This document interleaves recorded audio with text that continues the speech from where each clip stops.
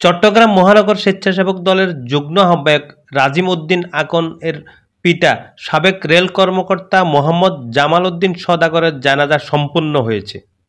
আজ রবিবার সকাল 11টার দিকে নগরীর ফয়েজলেক নুরিয়া মাদ্রাসা প্রাঙ্গণে উক্ত জানাজা নামাজ অনুষ্ঠিত হয়।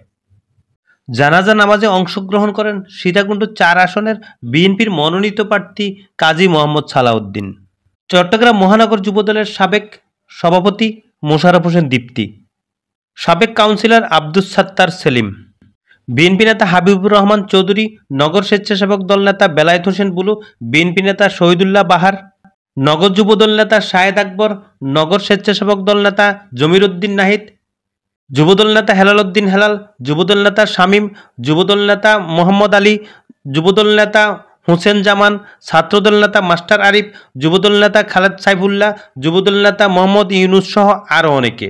সময় জানা যায় আগত বিএনপির নেতৃবৃন্দরা শোকাহত পরিবারকে সমবেদনা জানান এবং মরহুমের জন্য দোয়া করেন।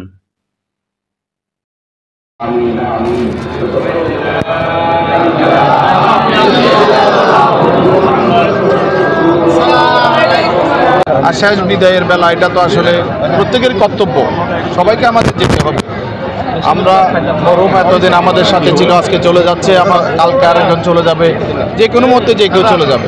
আমরা মুসলমান হিসাবে প্রত্যেকের সাথে সৌহার্দ্যপূর্ণ অবস্থান টিকিয়ে রাখা উচিত এবং শেষ বিদায়ের বেলায় প্রত্যেকে জানাজাগুলোতে এসে জানাজার নামাজে অংশগ্রহণ করা উচিত এবং নিজেদেরকে ইমানের সহিত যাওয়ার জন্য প্রস্তুত থাকা উচিত বলে আমি মনে করি।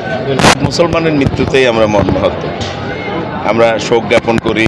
সমাজের কোনো এই ধরনের জানাজা অনুষ্ঠানে সকলের মধ্যে ভ্রাতৃত্বের বন্ধন জাগরিত হয়, আমরা সকলে নিজেদের মধ্যে নিজেদেরকে স্মরণ করি।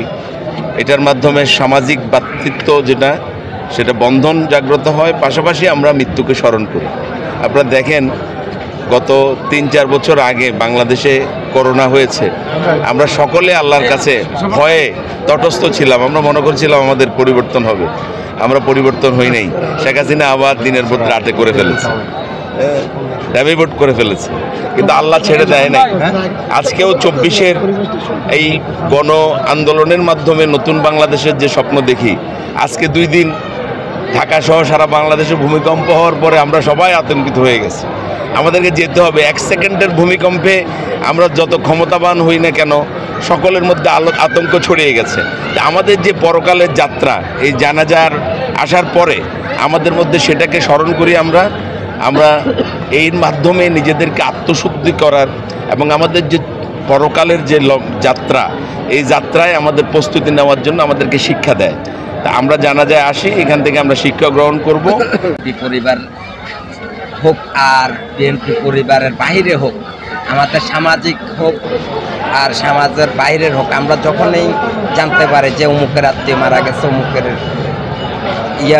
এই একজন সহধর্মিণী মারা গেছে, একজন স্বামী মারা গেছে, একজন ভাই মারা গেছে, যখনই আমরা জানবো আমরা অবশ্যই আমরা সেখানে উপস্থিত হব এবং সকল মুসলমানবাসীকে আমি আশা করি যেন সকলে উপস্থিত হন এই ধরনের জানাজাগুলোতে।